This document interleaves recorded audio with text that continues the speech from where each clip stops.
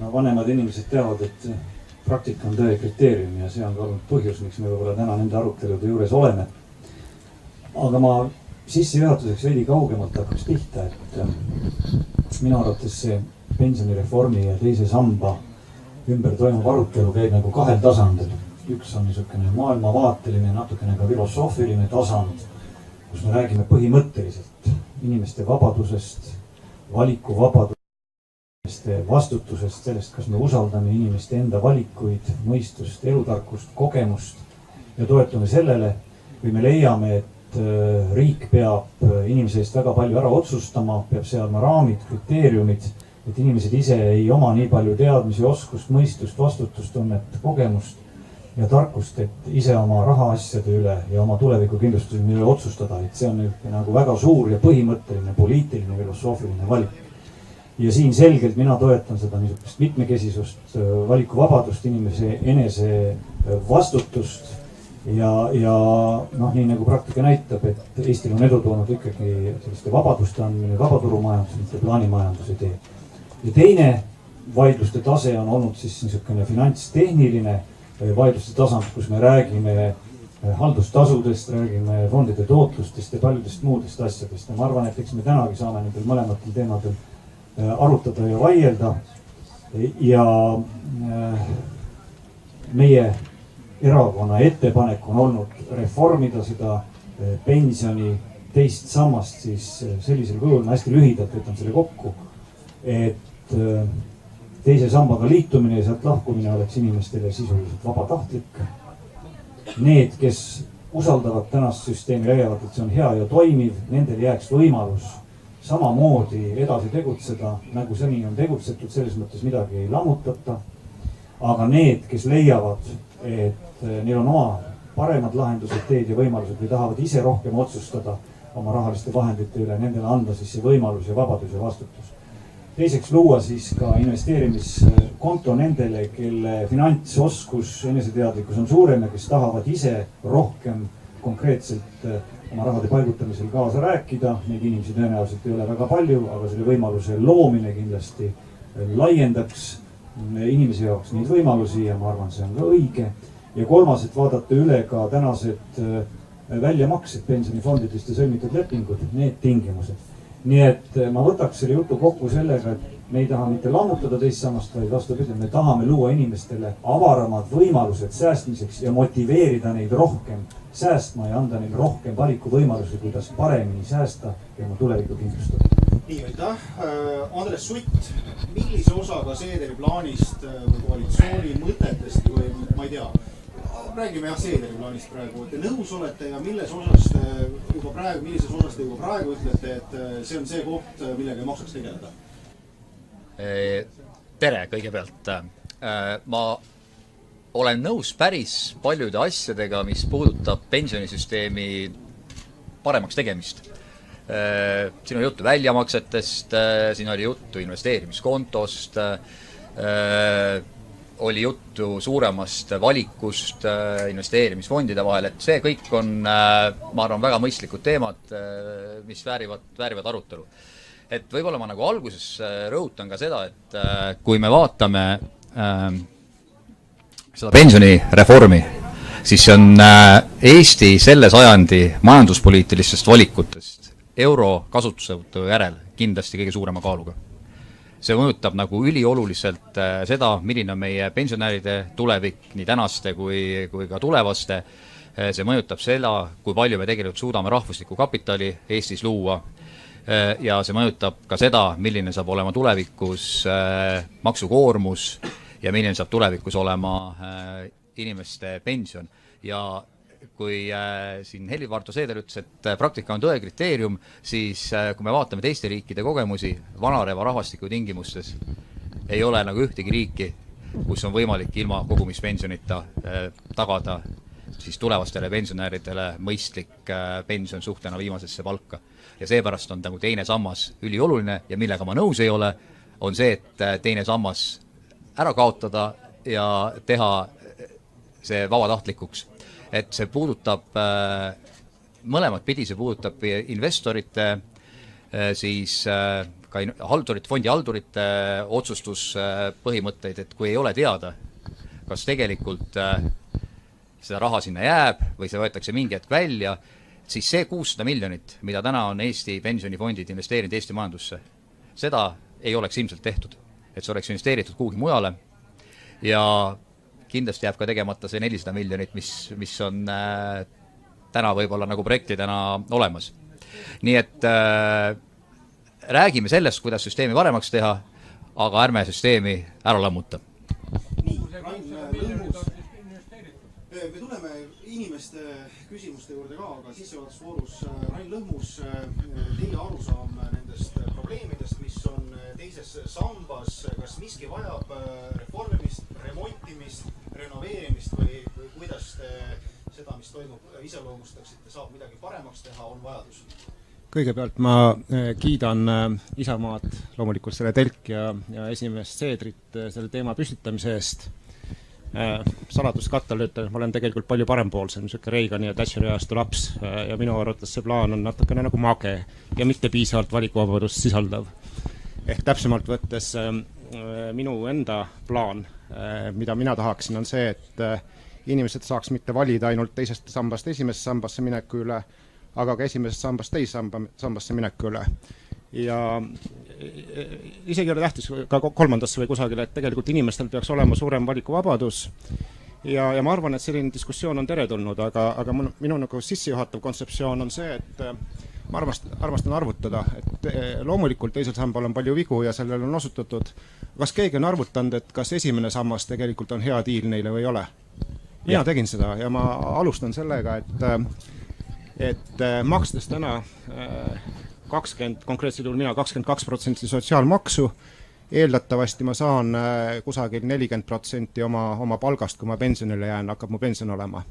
Ehk jätke meelde, et 20% või 22% palgast maksan ära, vastu saan nagu 40% palgast pensioni. Ja siis ma hakkasin mõtlema, et ilma sammasteta, et kui ma seda ise teeks, Rain Lõhmus, paneks lihtsalt enne palgast kõrvale, pole mul mingeid sambaid vaja ja tegin sellised lihtsad eeldused, mis on üsna tõepärased, et inimene töötab 40 aastat, võtsin sama eelduse, et keskmiselt pensionil on 18,5 aastat.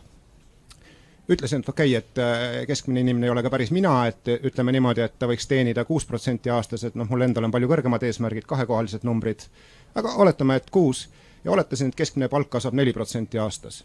Ja ma võin anda teile, kui tahate seda Exceli mudelit, tegelikult mu kulu on 10%, sellistel eeldustel on 10% mu palgast.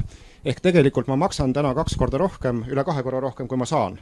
Kui sa natuke eeldusi muudad, ütled, et palk kasvab rohkem, näiteks 6%, siis see tõuseb, aga igal juhul ta on oluliselt väiksem kui see 22 või 20%. Ehk nagu minu lihtne arvutus ütleb, et tegelikult individuaalsel tasemel esimene sammas on rip-off. Nüüd järgmine küsimus on, et kuidas sealt välja tulla, et kuna see toidab tänaseid pensionäre ja mul on tegelikult suur plaan tänastes oludes, aga ma praegu veel ei ütle.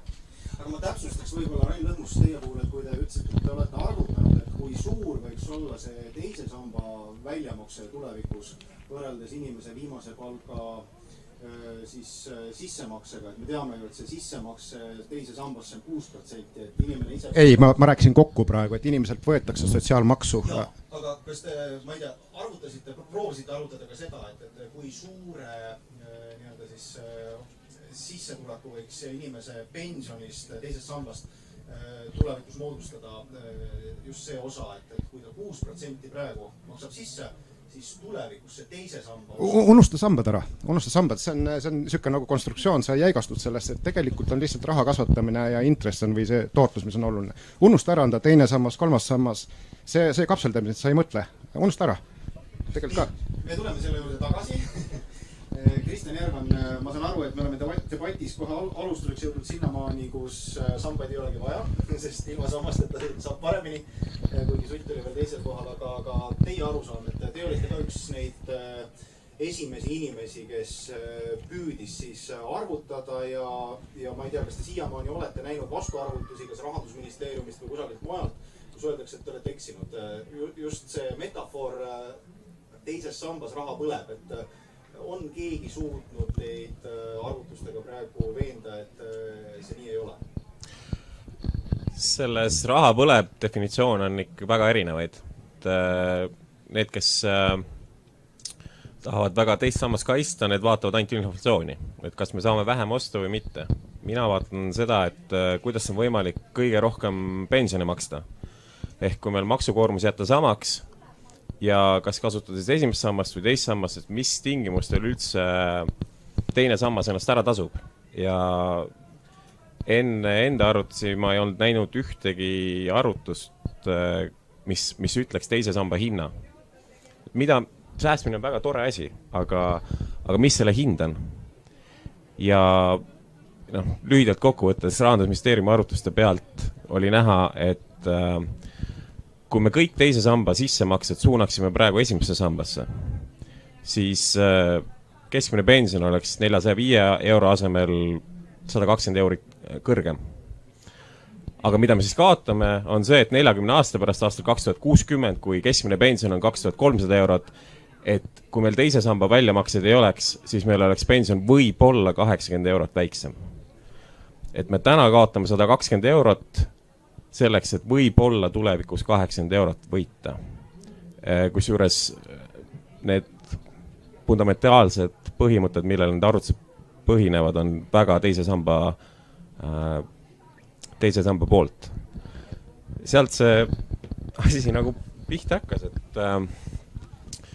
et miks me teeme seda teist sammast, et nagu Seeder ütles, et ideoloogilised alused on olemas, põhimõte on plaanimajandusel sarnane, et rahvas on lihtsalt loll, et ta ei säästa, peame sundima. Ja nüüd, kui te varem küsisite mult, et Luminori tänase väite peale, et rahvas on loll ja me oleme ise ka täpselt ei saa, mida me teeme, aga peame müüma. Et selle vastu on mul alati see argument, et aga halloo, kus see majanduskasv tuleb? Kus tuleb Eesti majanduskasv? See on palgatöötajad, see on ettevõtjad. Ja me võtame sellest majandusest raha välja, nendelt samadelt inimestelt, paneme teise sambasse kasvama. Aga probleem on nüüd selles, et teises sambasse raha kasvab 2,5 korda aeglasemalt. Et siin juba alguses Suti sõnavõtust mina ei tea neid riike, kus on teine sammas ja mis päriselt, kus teine sammas päriselt pensioni tõstaks. Võrreldes siis olukorraga, kus see sama raha kõik suunata esimesse sambasse. Kõige lihtsam näide, Holland.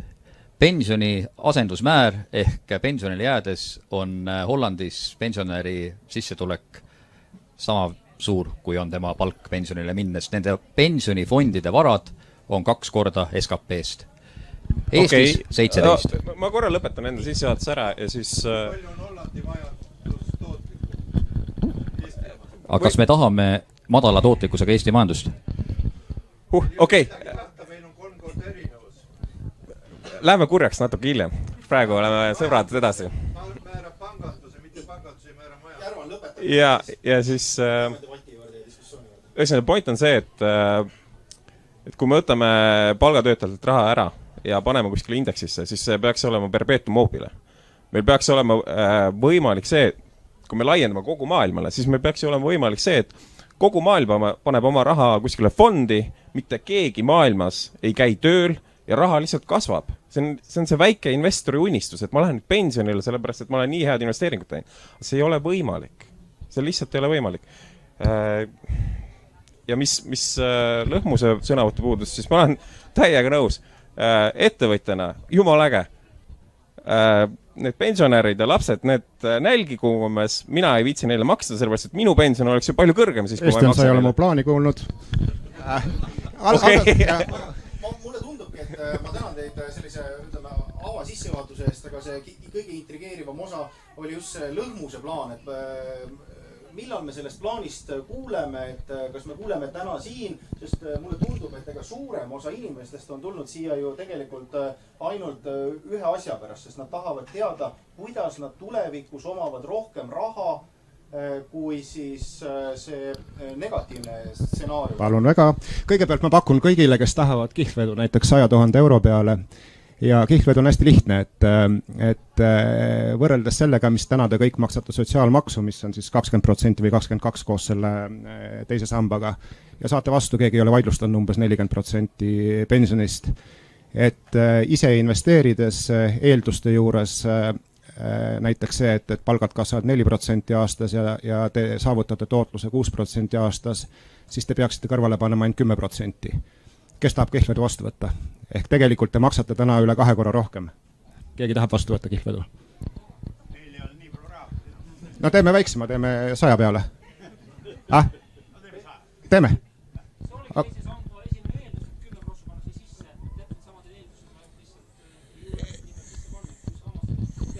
Tegelikult ma tahangi lahti võtta, et ei ole mõtet rääkida nagu sambast, et peaks küsima, mis see tähendab, nagu, et ma ka ei ütle, et on väga head tööd tehtud, aga me võime selle juurde tulla, et miks ei ole, aga põhimõtteliselt on suhteliselt lihtne matemaatiline põhimõte, et eelkogutud süsteem, ideaalis ma näeks, et riiki poleks vaja, iga inimene ise kogub, ma arvan isegi, et Isamaa toetaks seda, et nimetagu ükskõik, kuidas selleks, ma arvaks, see oleks kõige parem.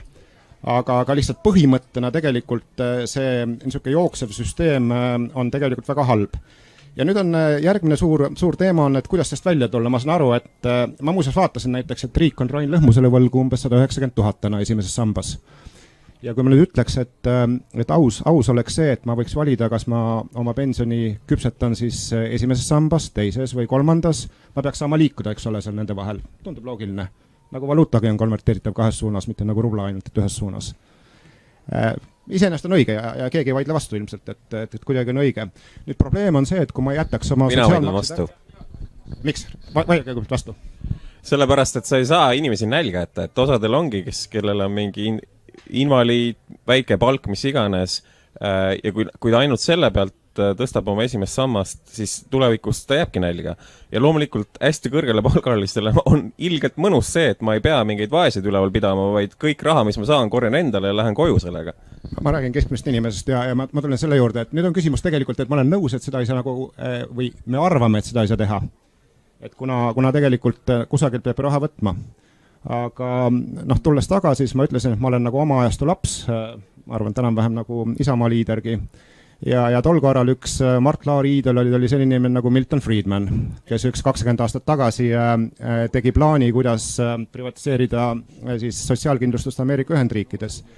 Ja mõte on iseenesest hästi lihtne ja teostatav, et näiteks kui mina tahaks liikuda ära esimesest sambast, et riik ei maksa mulle seda rahas, vaid maksab võlakirjades, mis vahetatakse rahast täpselt sel hetkel, kui ta nagunii mulle peaks raha hakkama maksma.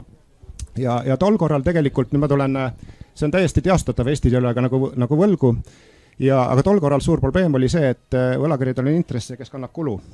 Aga ma ei tea, kas te vaatate ümberringi, et mis maailmas me täna elame ja kuhu lähme. Ehk näiteks eelmine nädal juhtus esimest korda see, et Saksamaa 30-aastane võlakiri muutus negatiivseks. Täna on ka. Ehk sisuliselt see, et riik võtab võlgu, talle makstakse peale. Ja tegelikult Eesti kaostab suurelt, et meil ei ole nagu, me ei saa kuidagi sellest kasu, et vastupidi, et ütleme, see madal intressi või negatiivne intressimäär tegelikult töötab meie inimeste vastu. Näiteks LHV tõstab selle tõttu marginaale, küsite miks, aga hästi lihtne, et kui me anname 100 ühikut elamuasemlaenu, neil peab olema rohkem kui 100% deposiite, näiteks 110% ja ülejäänud 10% me hoiame -0,4%-ga, kes kinni maksab, maksate teie. Ehk tegelikult täna me oleks olukorras, ja mitte Saksamaa, Soome on näiteks 10-aastane võlakiri -0,3%, okei, 30-aastane Soome võlakiri on 0,15%. Ehk mul on nagu niisugune suur plaan ja ma ei ole ühtegi inimest leidnud, kellel oleks midagi nagu olulist vastu öelda, on see, et muudame sammaste vahel liikumise vabaks. Inimesed võivad ka ise investeerida, mul ei ole selle vastu midagi, ma ei taha kinni hoida kuidagi. Ja ainuke asi esimest sambast välja makstes sa ei saa tegelikult raha, aga sulle antakse pikaajalisi võlakirju. Aga pikaajaliste võlakirjadega sa võid minna kusagile panka ja vahetada nad millekski muuks. Näiteks ükskõik, kes usub indeksisse, kes tahab tarbida.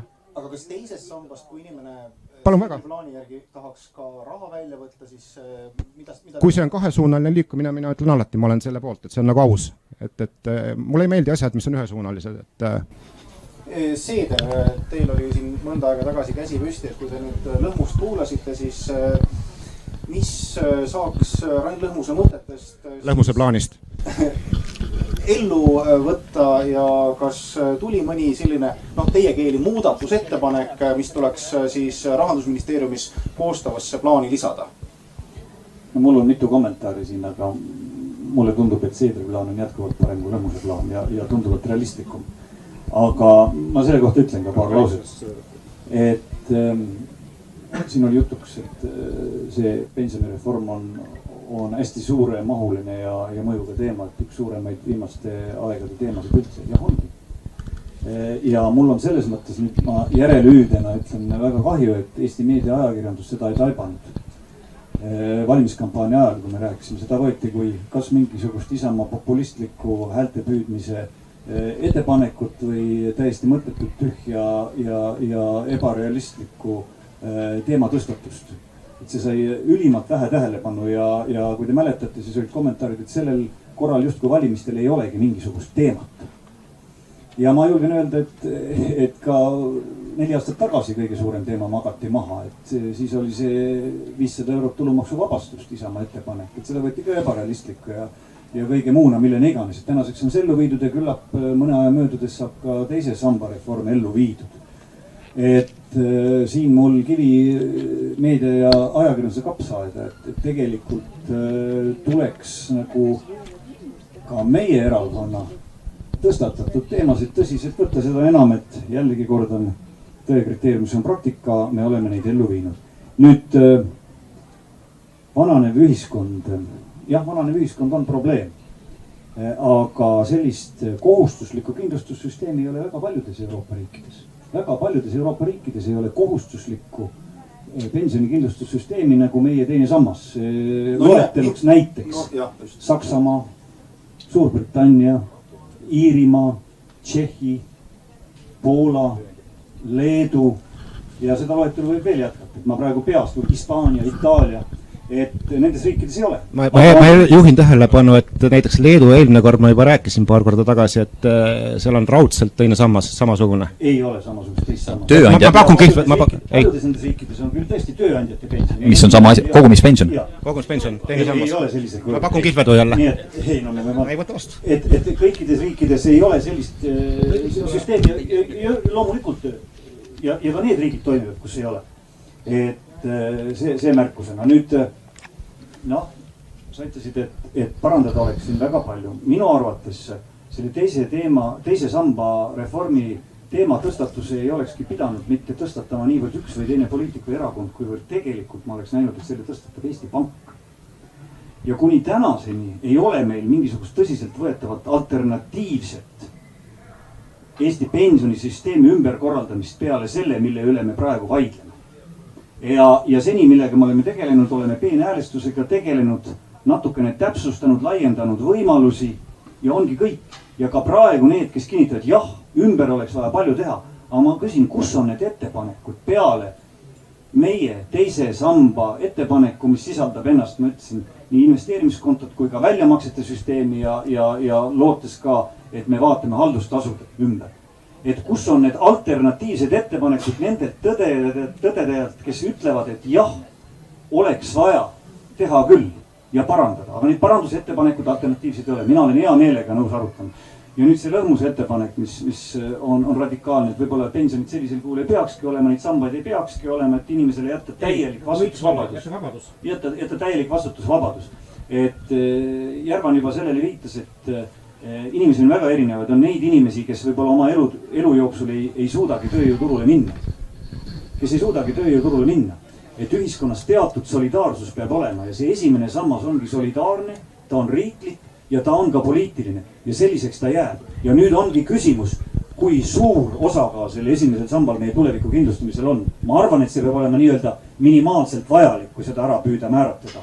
Et see peab olema, see on riiklik poliitiline, see jääb ka 10-20 aasta päraks nii-öelda poliitikute meelevalda otsustada, milliseks ta jääb. Mina arvan, et see peaks olema minimaalselt vajalik, et ka need inimesed, kes iseendaga toime ei tule ja tööjõuturule üldse ei pääse ja ei saa omale sääste koguda ja nii edasi, et hoitakse ühiskonna pealt üleval ja see süsteem on reguleeritud olemas. Aga ülejäänud kõik, kes on vastutusvõimelised inimesed, töövõimelised inimesed, nendel peab olema vabadus ise otsustada. Ja see ongi. Ja me soovimegi mitmesuunalist liikumist, et nii-öelda teise sambaga ühinemine on vabatahtlik. Me ei lõhu midagi, nagu sa ütled. Me jätame alles teise samba võimaluse kõigile nendele, kes on ühinenud sellega ja soovivad ja on sellega rahul. Aga me jätame õiguse ja soovime ka vabadust nendel inimestel, kes soovivad lahkuda ja leiavad, et neil on parem idee, anda see võimalus neil paremat ideed realiseerida. Aga esimene sammas vabatahtlikuks? minu idee oli see. Ma veel kord ütlesin, et esimene sammas vabatahtlikuks ilmselt ei õnnestu meil kunagi teha. Õnnestub. See on ka poliitilise otsustamise. Õnnestub. Ei, mina näen seda, et see riiklik pensioni osa või see esimene solidaarse pensioni osa, see peab ilmselt säilima. See, milline see sisu on ja olemuslikult, selle üle tasub vaielda. Tuletan meelde, et ka lahkunud Riigikogu koosseis muutis seda ja muutis tegelikult solidaarsemaks, kus olid ka väga ägedad vaidlused. Ja ma arvan, et need debatid tulevikus selle ümber jätkuvad ja need ei lõpegi, sest see on poliitikute meelevalas, nagu ma ütlesin, see esimese samba pensioni osa. Andres Sutt, kui te seda kõike aga ma tahan öelda nii palju, et astume kõigepealt selle ühe sammugi, teeme selle teise samba vabaks. Need, kes ütlevad, et oi, me teise sammas vabaks ei taha teha, aga teeme kõik vabaks, et mitte mingil juhul ärme teeme teist sammas, aga teeme esimese samba ka. Aga astume ühe samba, teeme teise samba vabaks, vaatame, kui palju tarkust inimestel on, kui vastutustundlikult nad käituvad ja tuleme siis esimese samba. Kas sulle meeldib abielu, kus sina ei saa lahutada ja teine pool saab? Ei, on see õige? Vastupidi. Mina räägin, et nii ühinemine on vabatahtlik kui ka lahtumine vabatahtlik. Ei ole teisest samba mees ja naine on esimene ja teine sammas. Et peavad võrdsed õigused olema. No, see võrdlus ei ole päris alles. Aga Andres Sutt, kui te seda kuulate, siis ma olen jälginud Reformierakonna seisukohta. See on see, et süsteem on piisavalt hea, seda tuleks ainult parandada ja siis see oleks veel parem. Et kui see on piisavalt hea, mis te arvate? Äkki siis tõstaks seda osa, mida inimesed näiteks teise sambasse panevad praeguse 2% asemel, näiteks 4 või 6, siis inimesed tulevikus oleks ju jõukamad, sest mida rohkem sa sisse paned, seda rohkem tulevikus sealt välja saab. Ma arvan, et ikka alati on kasulik tulla tagasi selle küsimuse juurde, et millist probleemi me nüüd täpselt lahendame. Et need sambad käivad siin risti-rästi, et tegelikult mis igati inimest huvitab, on ju see, et milline on minu sissetulek siis, kui ma enam aktiivselt tööelus ei osale. See võib saabuda inimestel erineval ajal, et kindlasti on erandeid, kui kellelgi on mingi raske haigus või on piiratud töövõime või nii edasi. Ja see, milline on minu sissetulek, sõltub tegelikult sellest, et millises osas ma olen ise kogunud ja millises osas riik jagab ümber.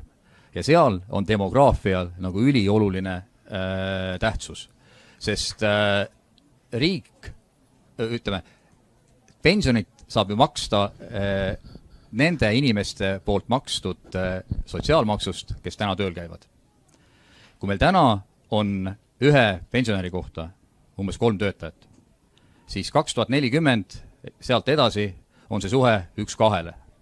Ehk tegelikult, kui me tooksime nüüd selle punkti ajas ette ja meil oleks täna selline suhe, siis see tähendaks seda, et makse laekuks 3% võrra vähem.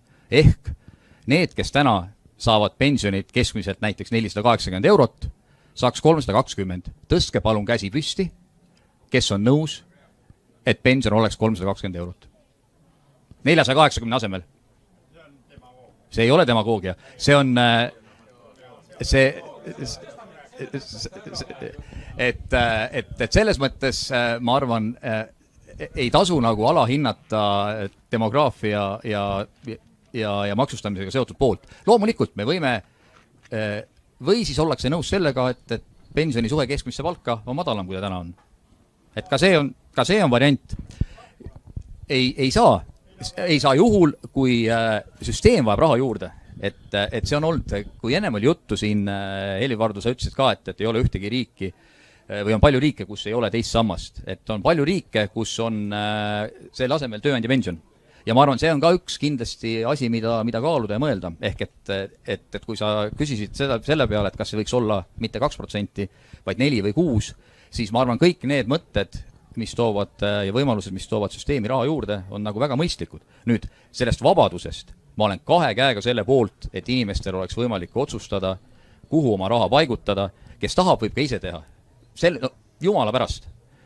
See, et oleks võimalik liikuda erinevate fondide vahel, erinevate fondivalitsejate vahel, nii tihti, siis kui nagu meeldib, väga-väga mõistlik ettepanek. Aga me peame nagu selles mõttes olema ausad, et me annaksime nagu aru, et see maksuraha, mida on võimalik praegu süsteemi juures ümber jagada, see sõltub tööealiste arvust ja nende palgast. See lihtne matemaatika, seal ei ole mitte midagi. Pensionite riikides ei ole iibe probleemi mitme süsteemiga riiki on olemas. pensionita, seesama, mis lõputab. Kristjan Järvan, et kui loogiliselt asjale läheneda, siis põhimõtteliselt, mis see teine sammas on, see on ju lihtsalt mõningatel inimestel kõrgendatud maksumäär. Lihtsalt tulevikuks pannakse rohkem kõrvale. Need, kellel on ainult esimene sammas, nendel on väiksem siis pensionisammastesse maksmise määr. Et see on selles mõttes ju loogiline, et mida suurem on sinu maksumäär täna või maksemäär, siis tulevikus on võimalus, et sulle on ka kogunenud rohkem. Et teie pooldate ka, et seda teist sammast sellisel kujul ei oleks, inimene saaks raha välja võtta, esimesse sambasse laekuks rohkem, aga tõsi, 2% inimese senist kõrgendatud määra jääks laekumata. Mis kasu sellest on? Kasu on see, et ühesõnaga, kui me maksukoormust tõstame järjest, siis see poob aina rohkem Eesti majandust. Ja kui meil ei ole vaja maksu kõrgemana hoida, vaid meil on selleks efektiivsem viis, siis Eesti kasvab kiiremini. Aga kõigepealt tuleks tagasi selle lõhmuse plaani juurde, et neid maksud vabatahtlikuks plaan on ju varemgi olnud, aga kui me kõik läheksime Šveitsi maksuresidentideks, sest seal on madalamad maksud, ei ole siis... rääkisid jälle. Okei, no ühesõnaga point on selles, et kui me kõik otsustame, et ärme nüüd enam makse maksa, sest siis mul on rohkem raha. Ma ei ole sellist ettepanekut teinud kunagi. Põhimõtteliselt see, et ärme maksa esimesse sambasse raha, sest saagu need pensionärid praegu ise hakkama.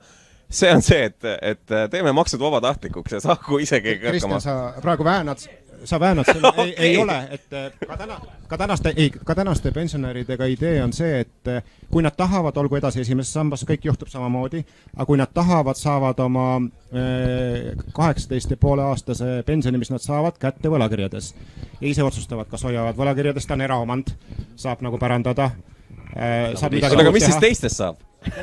Millistest teistest? Kõik saavad. Okei, lapsed on selle jaoks. Väga hea, aga selleks tänastest pensionärideks näiteks. Nemad saavad ka, kui tahavad. Ei, need, kes täna juba pensionit saavad. Saavad ka, täpselt. Okei, ühesõnaga see on teine teema. Ma arvan, et tuleks põhiteema juurde tagasi, et kas teine sammas... See ei ole tõesti põhiteema, et räägi sellest, kas teine sammas teeb midagi paremaks või mitte. Et selles suhtes Sutiga täiesti nõus, et mis probleemi me lahendame. Ja kui vaadata seda teise samba eelnõu seletuskirja, kus olid need põhimõtted kirjas, miks teist sammast üldse on vaja, siis seal oli on vaja Eesti majandust elamdada. No 90% sellest teise samba rahast läheb Eestist välja, mitte kuidagi ei edenda Eesti majandust. Siis oli, et suurendada investeerimisteadlikkust Eesti elanikel.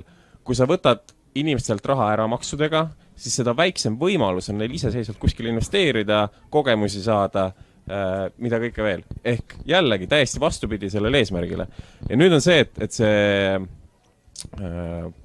sõltuvad demograafilises olukorras siis pensioni tõstmine. Jah, rahvas vananeb ja nõus, aga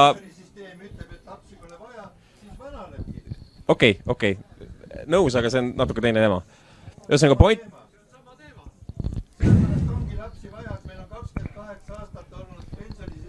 Ja, ma räägin praegu lihtsalt... Mis ütleb, et pensionimaksete kasvatamise manus, mis on 200 kilo euri lapse kohta, et 603 piisava kohta, ei loe. Okei, see on esimese samba jagamise põhimõtted, see on teine teema. See teema, millest me praegu tahan rääkida, on sellest, kas meil maksukoormus, mis meil on fikseeritud praegu, mis on kõige efektiivsem meetod selle jagamiseks teise samba ja esimese samba vahel. Mis toob meile kõige kõrgema pensioni? See on täiesti õige, aga see on teine koht, see on see koht, kus me räägime sellest, et kuidas esimest sammast tuleks jagada. Nii, aga mis mu point on...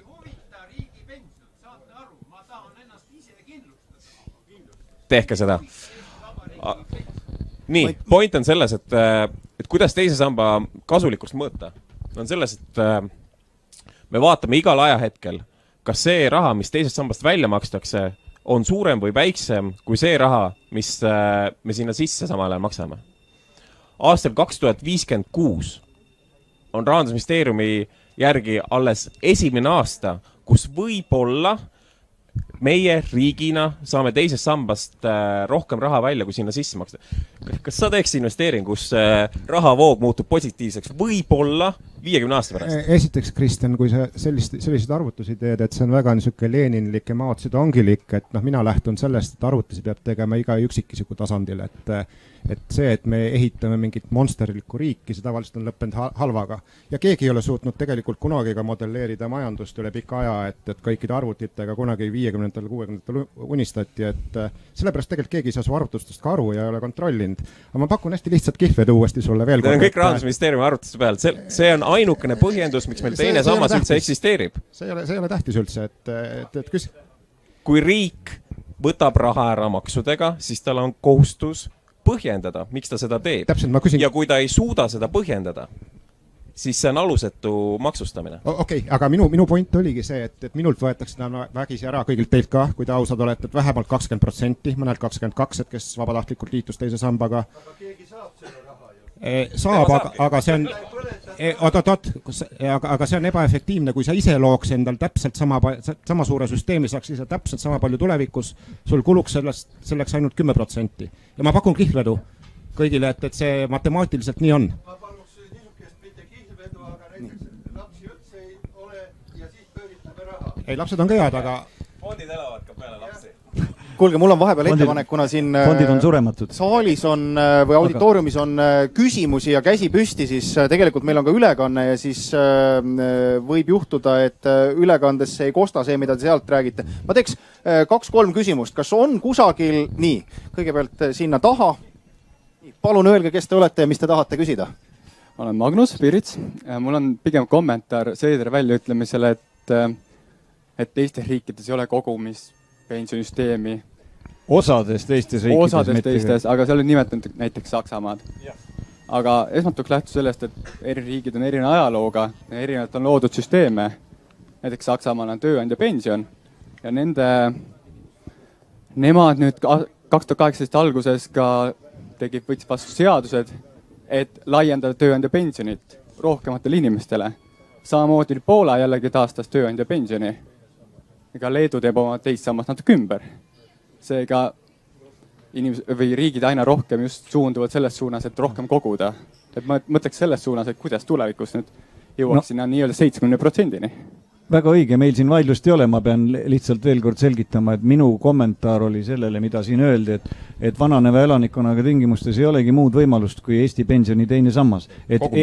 Kogumispension. Et riikides on erinevaid näiteid, kuidas see on lahendatud ja mitte kaugeltki kõigil ei ole sellist kohustuslikku teist sammast, nagu Eestil on. Ja veel kord ma ütlen, Isamaa ettepanek ei ole suunatud sellele, et vähem koguda ja kindlustada oma tulevikku. Ärge sildistage seda ettepanekut. Vastupidi, ma rõhutasin ka oma sissejuhatuses, et meie ettepanek on anda võimalus just nimelt inimestel ise otsustada ja paindlikumalt ja rohkem panustada ja rohkem säästa, mõelda seda, kuidas inimesed saaksid rohkem säästa ja motiveerida neid rohkem säästma. Et see jutt, et meie ettepanek on justkui kutsuda inimesi mitte säästma, seda me ei ole teinud.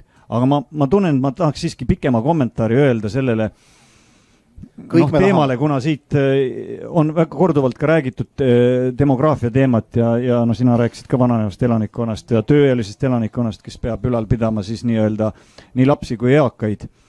Et räägime siis loodusseadustest ja tegelikult jah, tõesti sellist mudelit ja lahendust ei ole olemas, kus inimesi on võimalik rahaga asendada.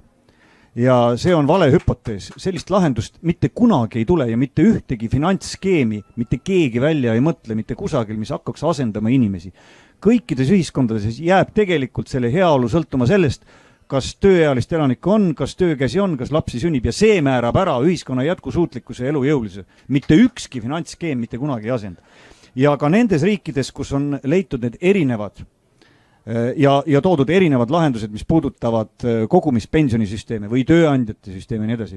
Kõik need ägavad samasuguse demograafia probleemi sees ja neil ei ole karvavõrdki ühiskond jätkusuutlikum. Mis nendes riikides täna toimub? Massiline töö kätte sisse toomine.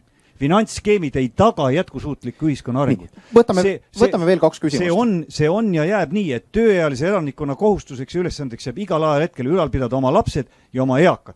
ja see, kuidas meie ühiskond saab hakkama 40-50 aasta pärast, ei sõltu mitte sellest, kui palju me oleme kogunud kogumispensioni kaudu, kas tööandja pensionis või teisest sambast kokku, vaid sellel hetkel, kui palju on meil siin töökäsi, kes loovad seda tervishoiuteenust 40 aasta pärast, maksavad makse 40 aasta pärast ja loovad meile seda elatustaset ja majanduslikku heaolu ja juurdekasvu.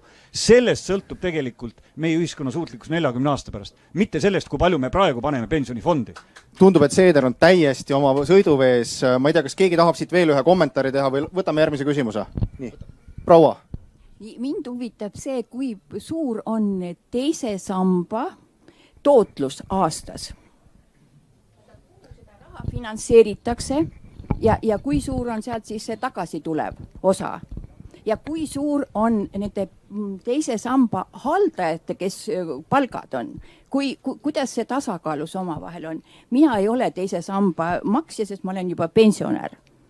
Rain Lõhmus, äkki te selgitate siis ära, et mis juhtub selle rahaga, mis igal palgapäeval satub panka, fondidesse ja kui palju te sellest endale võtate ja mis sellest rahast pärast saab? Ma katsun võimalikult vahet ei ole. Esiteks üldse pangas, aga see selleks, et mis me selle rahaga teeme, et number üks asi on see, et raha ei kasva kunagi ise, et raha tuleb millegi vastu vahetada, et mingit kasvu saada, et see fantaasia, et see raha on kapis, mida saab siis välja võtta, kellelegi ära anda, aga ma lihtsalt ütlen igaks juhuks, et kui keegi mõtleb, et see nii on, siis ei ole. Selle raha sa pead lihtsalt vahetama millegi muu vastu, millel on väärtus ajas kasvab, et nüüd need muud asjad klassikaliselt on aktsiad, võlakirjad, võivad olla ka kinnisvara näiteks, võivad olla ka mingisugused, näiteks ma ei tea, väärismetallid ja pensionifond ei ole tegelikult mitte midagi muud kui tavaline selline investeerimisfond, välja arvatud selle klausliga, et sinnamaani on kehtinud hästi palju regulatsioone. Piltlikult öeldes sul on auto, aga igal pool on märgid, et ainult tohib ühes suunas sõita kiirusega 30 km tunnis ja igal pool on palju politseinikke, kes kogu aeg vaatab, et sa kuidagi nagu ei eksi. Ja suhteliselt lihtne ongi, et selle tõttu, et kuna on nii palju regulatsioone, siis kusjuures ma ütlen, et see on nüüd muutunud, et see muutus eelmisel aastal ja kui härra Seeder ütleb, et meid üldse ei huvita, siis tegelikult tema enda ministriga eelmisel aastal, ma arvan, ta tegi väga head reformid ja sellel saab olema väga suur muutus. Aga nüüd, kui te tegelikult oleksite praktik, siis te teate, et kuna fondides on suhteliselt palju raha, siis igasuguse portfelli ümberpööramine, sa ei tohi midagi uisapäisa teha, on tegelikult päris pikaajaline, et kahjuks see ei ole nii, et nüüd seadus muutus, ma ei tea, kas ta muutus nüüd või muutub oktoobrist, mis iganes, et see kahjuks kestab mitu aastat, et kui sa tahad korralikult teha, mitte niimoodi uisapäisa jagada, et vaatad, et siia-sinna, et sa nagu analüüsid, aga mis see teine küsimus oli, mis see küsimus oli, et kui palju teenida võiks? Ja kui palju see pensionifond, mis on nüüd see teine pensionifondi summa, kui palju see kasvab aastas juurde? Millest hakkate ükskord maksma pensione, siis neid suurendatud pensione, kui see sama sisse tulnud raha ei ole oma summas kasvanud? Ei, see on vale, et ei ole kasvanud. See on täielik... See, kui suur see summa protsentuaalselt... ma võin öelda seda, et vanade reeglite järgi, kus oli igasuguseid piiranguid, et me aktsiaid teha, et LHV kõige suurem fond on kasvanud üle aja 4% aastas. Meeldib või ei meeldi, minu arust vähe. Nüüd, kus reeglid on leevendatud, meil on uus eesmärk sisemine, me tahame kasvada 8% aastas. Ja ma arvan, et kui me teeme seda, siis me hakkame teenima ka rohkem tasu ja uskuge mind, et raha teenimine on meeletu motivatsioon. Kui me ei tee seda, siis me teenime vähem. Ma lihtsalt remargi korras küsiks Kristjan Järvan, et kui 8% on tootlus, see ületab... See veel ei ole. See veel ei ole, see ületab inflatsiooni ja põhimõtteliselt raha kasvab, raha ei põle, ehk siis asjal võiks ju olla juba jumet. Ja, ma ei saanud aru, miks Lõhmus ei öelnud 80%, et see võiks ju ka eesmärk olla. Ma arvan, et Kristjan Järvan on natukene rumal, kui me vaatame näiteks, tegelikult on, või on demagoog, et kui me vaatame näiteks Ühendriikide aktsiaindeksit SP500, mis on kõige tuntum asi maailmas ja mille vanust on üle 50 aasta, siis selle ajalooline tootlus on umbes 10%. Ja indeksifonde on väga palju, iga tavaline investor võib raha panna indeksifondi, kui ta ei osalda LHV-d või ükskõik keda, et see on kõigile kättesaadav väga väikeste kuludega. Ainuke asi tegelikult on see, et inimestele lasta seda täna teha, et keegi teist ei saa seda teha. Jällegi, kelle poolt? Riigi poolt. Kas te avastasite indeksfondid 17 aastat pärast teise samba alustamist või? Ei, kas te nüüd alles avastate aktsiad, et nüüd hakkab kõik muutuma, sest me ennem ei teadnud, et me tootlust peame tegema? Kristjan, sa jälle eksid, vaata, igal mängul on omad reeglid, et tennisemängus on see, et sa pead... Ära palun sega vahele. Et igal mängul on omad reeglid ja siiamaani me oleme äriettevõtte, et meie eesmärk on olnud võimalikult oma äri kasvatada. Hästi lihtne loogika on olnud, siiamaani number 1 on ole natuke parem kui teised ja number 2 kogu oma jõud pane turundusse. Te olete näinud ilmselt inimesi kaubanduskeskustes. Aga nüüd sellest aastast reeglid muutuvad, et see enam ei toimi. Ja uskuge mind, asjad muutuvad. Ma tegelikult, kui te kaubanduskeskused ütlesite, siis seda ma olen ammu ilma tahtnud küsida pensionisammastega tegelevatelt inimestelt, et mis see proportsioon on, et näiteks teile LHV-s, et kui palju te kulutate rahaliselt siis teise samba puhul sellesse, et oleks analüüs, et oleks ostuotsused nii-öelda targad, et tulevikus see raha kasvaks rohkem ja kui palju läheb marketingi poolele ehk kui palju on see kulusuhe siis analüüsi ja turunduse osas? Marketingi poolele ma võin öelda, see on jällegi tõenäoliselt ka aruannetest loetav, et me oleme kulutanud umbes 2 miljonit aastas ja ütleme läbi kaubanduskeskuste on õnneks või kahjuks tulnud umbes 80% klientidest ehk nagu sellist äri ei oleks, inimesed ise ei reageeri lihtsalt, et kui sa tahad äris olla, see on sul paratamatu kulu. Igaüks, kes mingit äri teab, et müük on hästi tähtis ja ma üldse ei eita, et see nii on. Ja nüüd teine asi on see, et kui palju me kulutame nagu investeerimismeeskonnale.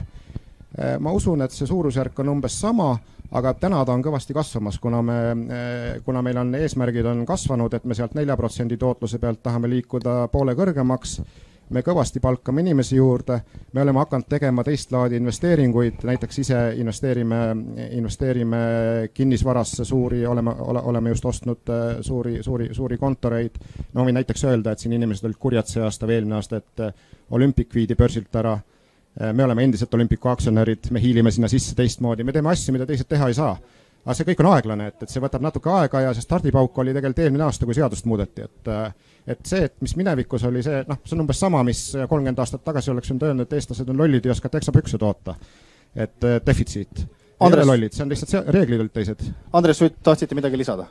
Ja ma arvan, et see reeglite osas on kindlasti nagu tõetera sees, et piirangud olid, ma usun, et toona tehti nagu parima teadmise ja parima usuga seda, et minevikku me tagasi ei keera, aga ma arvan, et täna nagu ma oleks väga üllatunud, kui siin või kuskil mujal on fondijuht, kes kuidagi arvab, et ta võib lihtsalt nagu madala tootlusega ära jalutada ja kõik kliendid on õnnelikud ja keegi ei vaheta. Et võib-olla prouale nii palju veel lihtsalt üks näide, kui inimene täna saab keskmist palka ja investeerib, siis on liitunud teise sambaga ja seal sambas siis palk kasvab 2% või 3% ja tootlus on 4%, mis on siuke, Rain, sul oli vist ka enam-vähem samasugune eeldus, et siis 40 aastaga on sinna kontole kogunenud 150 000 eurot. 4% on vähe. 4 on vähe, ma olen nõus, aga ma tegin lihtsalt hästi lihtsa konservatiivse eelduse, et nagu see oleks hoomatav suurus, et kui te täna sisenete tööturule, saate keskmist palka 1300 eurot, sellest ja see palk kasvab iga aasta 3% ja tootlus on iga aasta keskmiselt 4%, siis te lõpetate 40 aasta pärast umbes 150 000 euro juures. Nii, aga ma vahelduseks võtaks... Inflatsiooni võib võtta ju Euroopa Keskpanga 2%. Nii, ma annan korra ühe küsimuse veel publikusse ja siis istun maha ja jätkame Järvaniga. Seedri viimane etteaste oli väga mõjus, kuid see oli vastuolus tema eelnevalt öelduga, et inimesed peavad ilmsesti korjama ja koguma raha 45 aasta peale ette.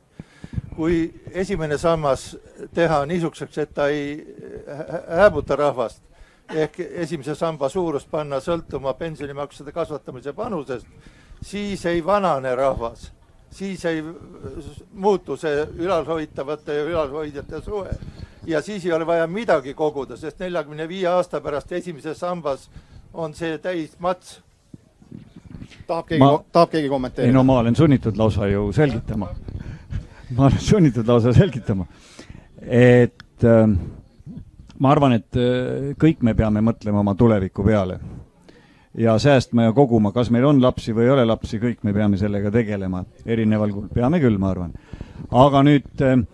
Aga nüüd see peaks olema iga inimese võimalikult paindlik ja iga inimese enda individuaalsetest vajadustest ja olukorrast lähtuma ja inimesel peab see otsustusõigus olema, sellepärast et meie elud on kõik väga erinevad.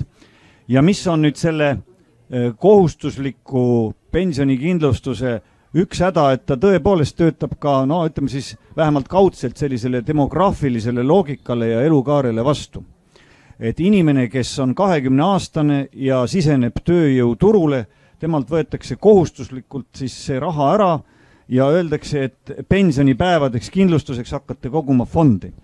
Tegelikult, millele see inimene peab mõtlema hakkama 20-aastaselt? Kuidas haridust saada, kuidas eluase sisse seada, kuidas perekond sisse seada, kuidas lapsi hakata kasvatama, ta peaks panustama tegelikult pere loomisesse ja elamisse, mitte suremisse, mitte hakkama valmistuma suremisega.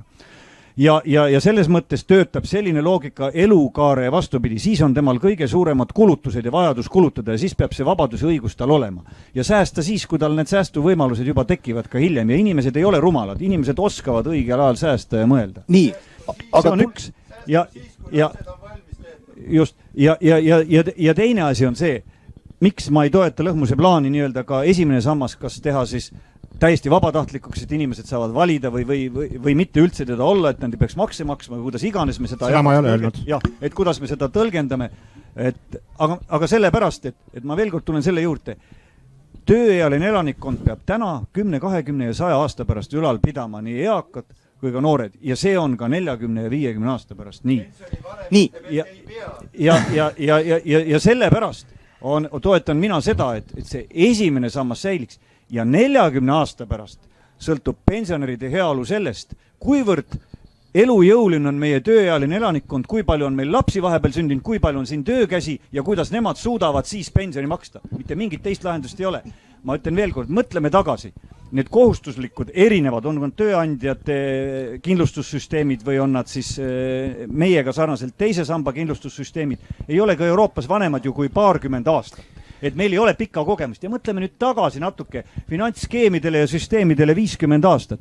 No mõtleme tagasi aastasse 1969 ja mõelge, mis on juhtunud ja täna pakub härra Lõhmus meile toimivat süsteemi ja ütleb teile, et tooge raha tema panka, 50 aasta pärast olete õnnelikud ja saate suurt pensioni. Mõtleme tagasi, ühiskondlikud korrad on muutunud, valuutad on muutunud, inflatsioonid, kõik muud. Sellist süsteemi ei tule, sellist fondi ei tule, ei ole olemas. Nii, Rain Lõhmus.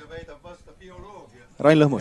Ja ma kõigepealt tulen demograafia juurde tagasi, et korra jah, et esiteks ma lohutuseks ütlen, et tegelikult suheldes palju noorte inimestega 20-aastased üldse ei mõtle pensioni peale, et nad mõtlevad täpselt seksi ja endiselt muusika ja muude asjade peale, et õige.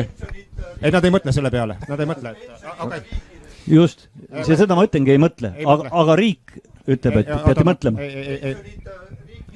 Nii. Ei ole, aga ma tahtsin tegelikult kommentaari öelda, et demograafiaga on paraku niimoodi, et esiteks ma usun, et see üle pika aja pöördub ise, aga harrastusdemograaf minus, ma tegin väikse vaatluse ja tegelikult ei ole ühtegi Euroopa riiki, kus iive on positiivne, ei ole isegi Iirimaal, ei ole Itaalias. Kuulake palun, Ühendriikides on ta positiivne ainult 3 osariigis, Põhja, Lõuna-Dakota ja Utah, kus on teatavad usundid sellised, mis lubavad teatud asju, mida meil ei ole lubatud. Ja ütleme, kõige lähem võib-olla on Iisrael, kus on nagu positiivne, aga see on jällegi natuke, ma arvan, mingi kusanduga seotud, aga ma ei usu, et valge inimene välja sureb, ma arvan, et see pöördub üle pika aja. Lihtsalt, et see on mingisugune niisugune etapp, kus asjad on, aga tõenäoliselt ta pöördub ise, et pensioniga või ilma mingisugune 20 aasta pärast ta muutub. Mul on lõpuks hea meel sõnastada see keskne küsimus, et me oleme nüüd ajakirjandusest ka lugenud, et esmaspäeval koguneb koalitsioonis, ma ei tea, kas 3 või 6 mehe osalusel üks töögrupp, lepitakse kokku need asjaolud, mida siis Riigikogu ette, kõigepealt siis valitsusse saadetakse, mida siis Riigikokku saadetakse ja ühel hetkel me näeme, et Riigikogu hakkab menetlema siis vabatahtliku või tähendab teise pensionisambaga seotud teemat. Küsiks siis väga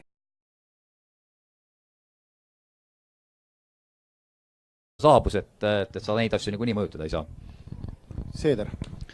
no härra Sutt andis nüüd siin oma jutu sees ka hinnangu viimastele valimistele.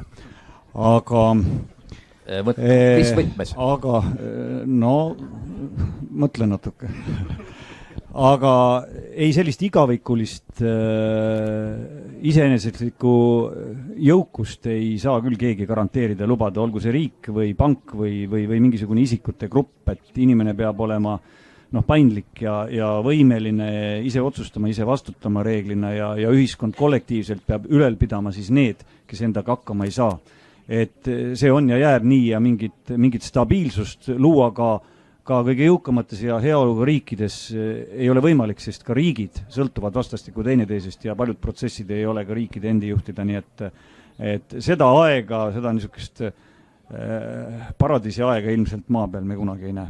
Nii, Kristjan Järvan, teie rahatarkus, et kuidas olla tulevikus rikkam kui täna või vähemasti siis sama rikas kui täna, eeldusel, et inimene on rikas? Okei. Mina ütleks seda, et kui sa lähed tänavale ja küsid 1000 inimeselt, et mis on tänavuse aasta majanduskasv, siis aritmeetiline keskmine on täpsem kui Rahandusministeeriumi prognoos. Ehk mütoloogilisele keskmisele inimesele ütlen ma, et usalda oma sisetunnet ja kõik läheb hästi. Nii, minu ettepanek veel küsimused. Nii, siin 2 härrad, kõigepealt tutvustage ennast ja küsige. Indrek Pauts, Mardi Ökotalu, sotsioloog, filosoof. Küsimus, kas Eesti Pank, kui ta võrdles teise sambasse panustanute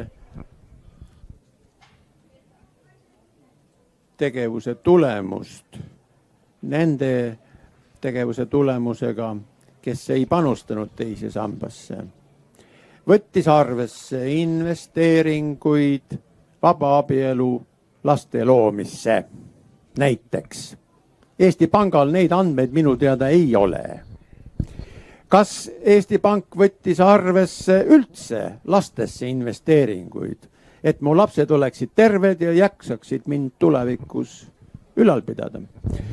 Et nad saaksid ettevalmistuse, millega mind üleval pidada. Ja näiteks, kas Eesti Pank teadis, kui palju on investeeritud vallasvarasse, näiteks maalidesse? Ei tea ju. Kas on küsimus või? Nüüd edasi, tähendab, küsimus on see, et mille pealt siis Eesti Pank otsustab ja mille põhjal meie saame siis otsustada ja järeldusi teha, kui analüüsil vundament puudub. Nii, tahab keegi kommenteerida Eesti Panga statistika usaldusväärsust, analüüsi võimet? Jah, ma ei tea, kas teised on lugenud seda analüüsit, aga Teie olete seal töötanud, et kuivõrd laiapõhjaliselt tegutsetakse? Eesti Pangas? Eesti Pangas tegutsetakse, ma arvan, kindlasti laiapõhjaliselt, et mis puudutab statistika usaldusväärsust, siis selles ma ei kahtle. Antud uuringu puhul, detaile ei tea, selles mõttes, et ma arvan, õigem on küsida seda küsimus Eesti Pangalt ja õigem on lasta selle uuringu tegijatel sellele vastata. Ma ütleks vahele, et tegelikult, ma kuulen, ma ka ei tea sellest uuringust, aga hästi loogiline, et see uuring on kaldu, sest teise sambaga on liitunud teatud vanuses elanikud ja kui nüüd keegi vaatab laenu võtmist, siis... Ei, see on tasandatud, see on kohandatud. Sama vanad inimesed, sama varanduslik seis, ühesõnaga see on kohandatud sellega. Tomateid on võrreldud tomatitega. See on nagu tehtud, et siis sa võid, siis on teine asi tegelikult, et sa võid öelda, et nüüd kas laen on hea või halb. Laen tegelikult ei ole, kui te arvate, et see on see kiirlaen, siis selle osakaal Eestis on tegelikult väga väike, et statistiliselt on enamus laene on elamasem laenud. Ehk sa võid öelda siis lihtsalt seda, et need inimesed, kes olid teises sambas, ostsid rohkem enda kodu. Ma ei tea, kas see on hea või halb, aga sellest sa võid teha, nagu põhiline järeldus on see, et nad ostsid enda kodu rohkem kui teised. Nii, siin oli veel üks käsi püsti. Küsige. Tere, ma olen Mati Nappus. Ma olen Sauve linnast, mind on 8 korda kohaliku volikokku valitud. Ma tahaks härra Seedrit tõesti kiita. Tema mõtted on täiesti normaalse inimese loogilised mõtted, aga mida siin meil härra Lõhmus räägib, esindab panka. Kuule, härra noormees, minu elu jooksul on 5 korda on raha langenud. 5 korda on inflatsioon olnud peaaegu nullik läinud ja te räägite midagi. Me ei tea iialgi, mis tuleb. Muidugi, õige on, tuleb investeerida. Mina isiklikult olen ka püüdnud investeerida. Lapsed. Ja kui teie panete sinna praegu igasugusete fondidele veel lastele makse, need juurdekasv lastel ei ole. Lastel on, noortel on praegu põhiline häda on see, et nad on horjastatud, absoluutselt. Nad peavad käima peaaegu 1/4 oma elust koolis õppima ja siis tuleb välja, et seda ala ei olegi vaja. Ja kes on süüdi? On süüdi härra Lõhmuse kamraadid. Need on absoluutselt pangad on inimkonna ära rikkunud. Eesti Vabariigis vähemalt. Aitäh. Ma ei tea, härra Lõhmus, kas te tahate? Kas ma enesekaitseks võin öelda, et võib-olla ma näen nooruslik välja, aga tegelikult ma ei ole noormees, ma olen 52, et ma ei tea, kas aitäh komplimendi eest, aga teiseks on ka mul päris mitu last, nii et rohkem kui keskmiselt, nii et sellega ma olen ka nagu õigel poolel. Ja kuigi ma olen töötanud pankades, et tegelikult ma oma mõtetelt elulaadit ei ole kuidagi pankur, et mulle pankurid ei meeldi ausalt öeldes, et aus olla, et seda ka. Aga samal ajal ma võin jällegi öelda, et selles džunglis, mida kutsutakse kapitalismiks ja mida me elame, et mul on teatud vilumused ja oskused, ja ma mõtlen, et kui ka teised neid rakendaks, et võib-olla oleks kõigil elu natuke parem, et ma arvan, et ikkagi nagu kuulata tasuks, et ma ei tea, nagu Drake räppis, et vaatame mu ajalugu, mis eristab mind sellest mehest, kellest ma olen rikkam. Küsige, mis eristab. Ma küsiks võib-olla... Ma tahan lihtsalt öelda, et ära Lõhmus viilis vastusest mööda, et tegelikult tuleb ausalt tunnistada, et pankurid ja poliitikud olemuslikult on igal juhul süüdi.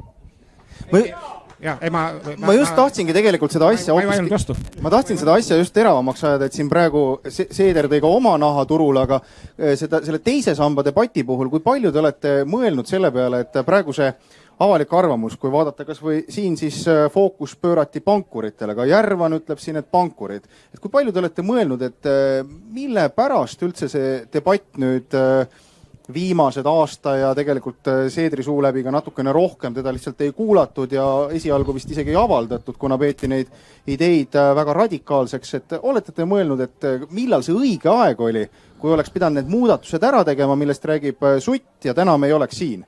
Ma kõigepealt ütlen, et tegelikult pankur või mitte pankur, et LHV alustas kunagi sellega ja et me üldse litsentsi saime, me pidime võtma kampa endale Euroopa rekonstruktsiooni arengupanga, meil ei oleks keegi litsentsi kandnud, me ei olnud pank tol korral.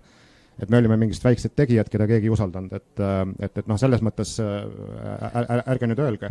Aga ma arvan, et ei, see diskussioon on hea ja tegelikult ma praegu hakkasin mõtlema, et ma ilmselt teeks härra Seederile ettepaneku niimoodi tund aega omavahel vestelda, võib-olla ilma ajakirjanduseta.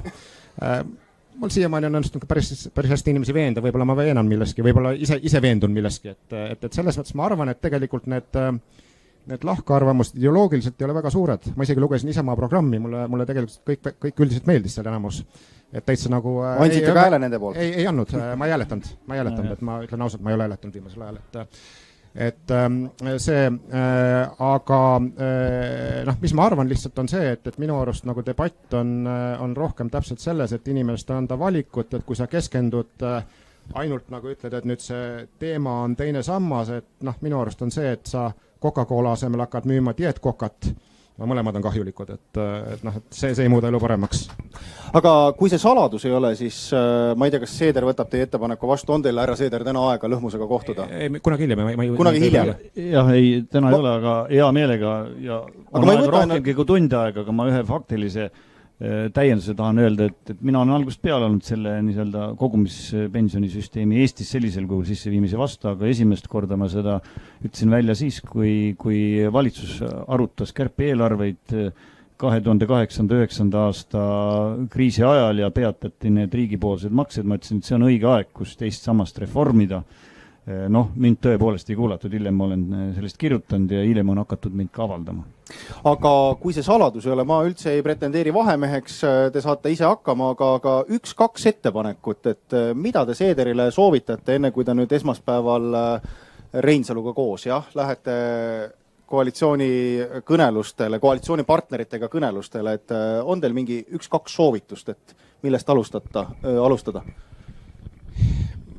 Ega mul on see suur soovitus on ikkagi natukene nagu, ma näen, et ideoloogiliselt me oleme samal lainel, et suur soovitus on natuke julgemalt mõelda, et ärme mõtleme Coca-Cola asendamisest Diet Cocaga, mõtleme natuke julgemalt, et teeme elu veel paremaks.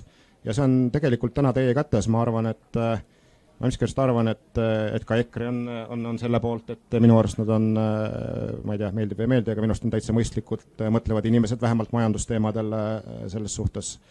Ja Keskerakond, ma nüüd ei tea nii hästi neid, et neil on niisugused natukene nagu võib-olla laiemad asjad, aga ma miskipärast ja ma arvan, et Reformierakond on ka pigem nagu niisuguse nagu inimese keskse süsteemi poolt ja ma veel kord ütlen, et ma ei ole nagu selline šaakal, mina ka ei taha tänaval näha nagu kodutuid ja lamavaid inimesi, aga ma arvan, et selle probleemi lahendamiseks on palju paremaid viise, kui kuidagi salaja sammastesse need probleemid peita.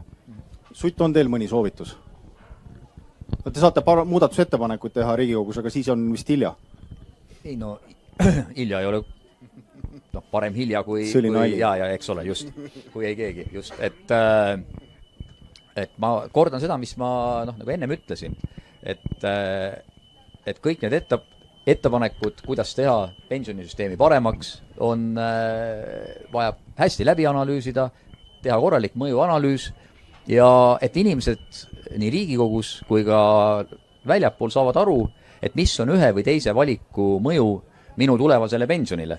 Ja siis me saame nagu kas maailmavaatest või muust põhjusest sõltuvalt, eks ole, neid oma eelistusi paika panna. Et kõige olulisem on see, et me ei unustaks ära seda nagu pikemat vaadet ja seda, missugune on nagu nii tänaste kui ka tulevaste pensionäride pension vananeva rahvastiku tingimustes. Et kui meil oleks rahvastik kasvav, see oleks ühed valikud, kuna meil on rahvastik vananeb, siis need valikud on lihtsalt piiratumad, mis ei tähenda, et need valikuid ei ole ja teeme süsteemi paremaks. Ma kahe käega suurema otsustusõiguse ja liberaalsuse poolt, aga on aus öelda, et ilma kogumispensionita on tulevikus pensionid väiksemad.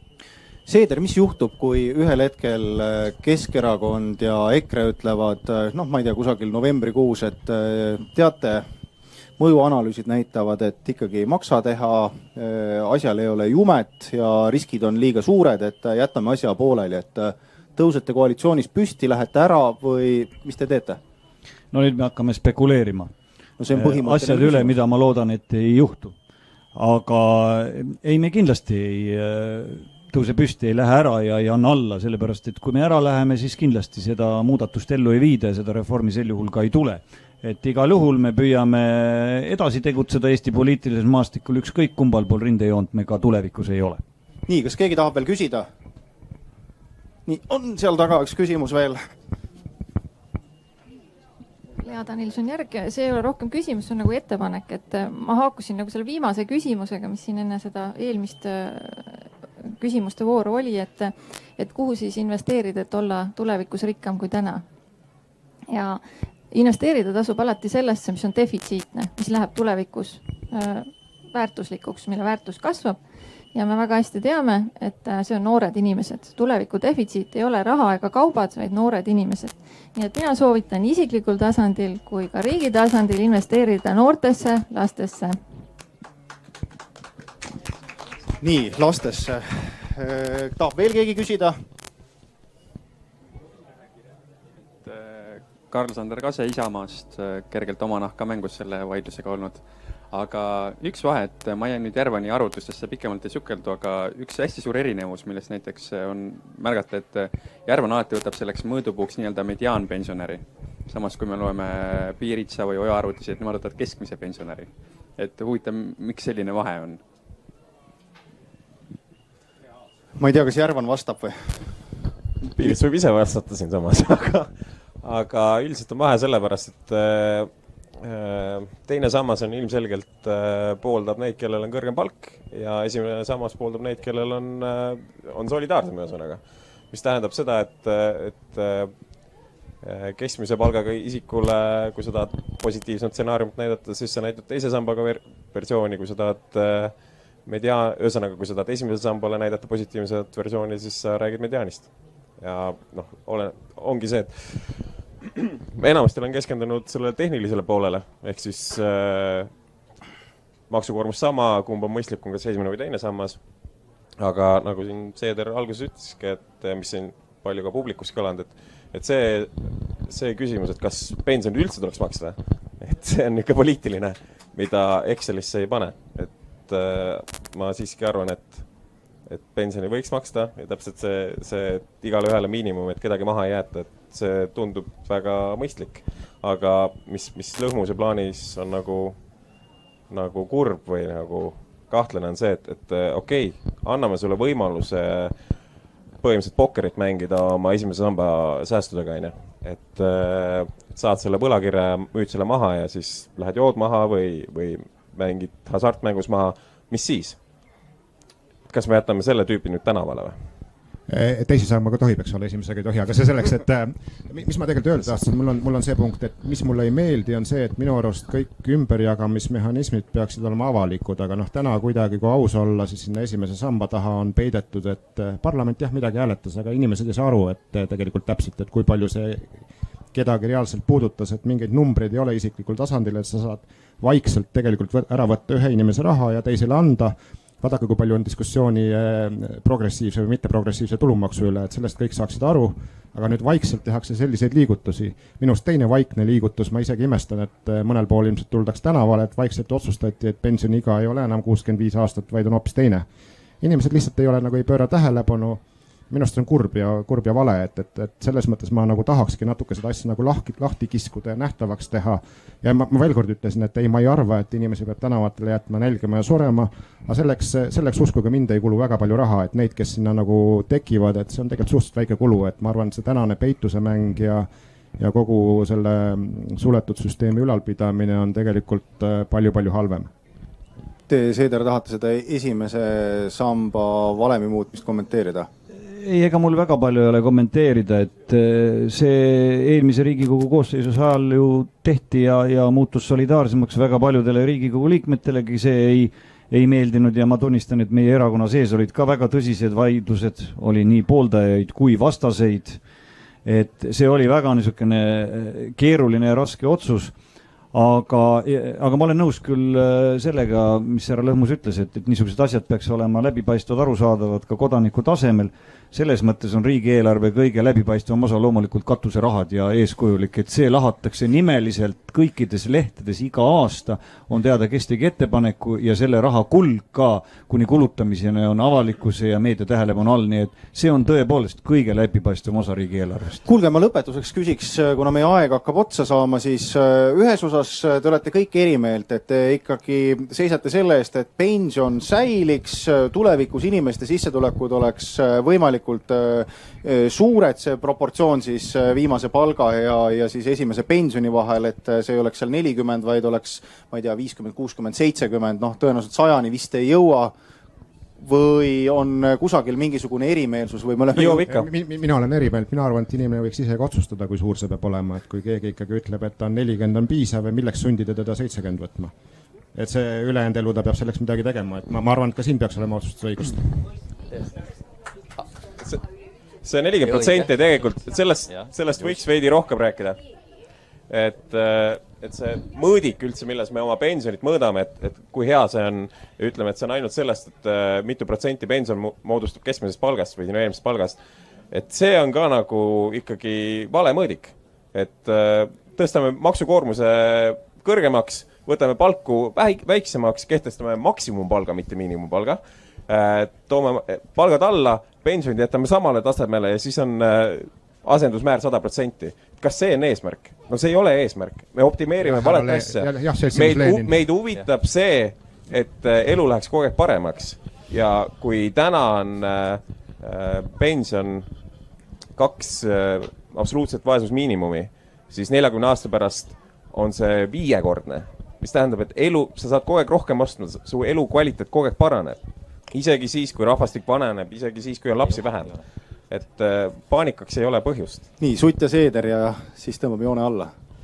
No siin on nagu palju häid soovitusi kõlanud ja ma arvan, üks, et see arutelu oleks arusaadav ja läbipaistev, on nagu kindlasti nagu hästi mõistlik, et mis on ühe või teise valiku mõju tänasele pensionärile ja homsele pensionärile. Ja nii nagu siin proua õieti vahepeal hõikas, et te räägite pensionitest, aga te ei räägi sellest, kus raha tuleb, sellepärast ma demograafiat hästi palju ka rõhutasin, et raha tuleb tööealiste elanike ehk palgasaajate poolt maksudest. Kui palgasaajaid jääb vähemaks, siis on vähem raha, mida ümber jagada. Et see on nagu hästi-hästi lihtne, seal ei ole mingit raketiteadust taga.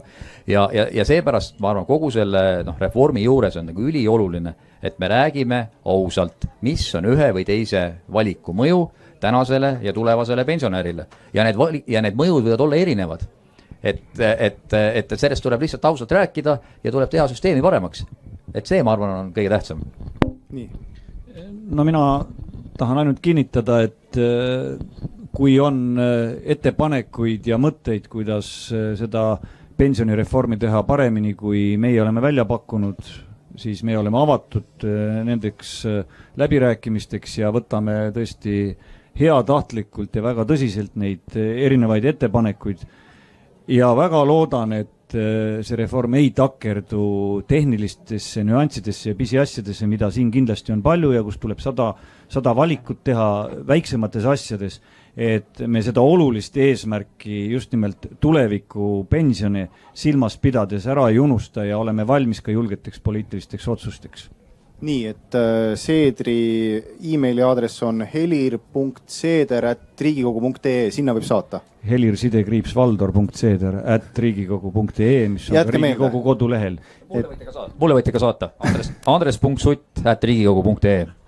Nii, ma tänan kõiki paneliste, ma tänan teid kuulamast ja kaasa mõtlemast ja ma võin öelda, et see teise samba teema on üks kõige tulisemaid teemasid, mis juba sisuliselt järgmisest nädalast Eesti ajakirjanduses siis ruumi võtab ja täidab ja ma loodan, et inimesed mõtlevad kaasa ja siis kirjutavad nii Sutile kui Seedrile ja ka Lõhmus saab oma kohtumise Seedriga. Aitäh!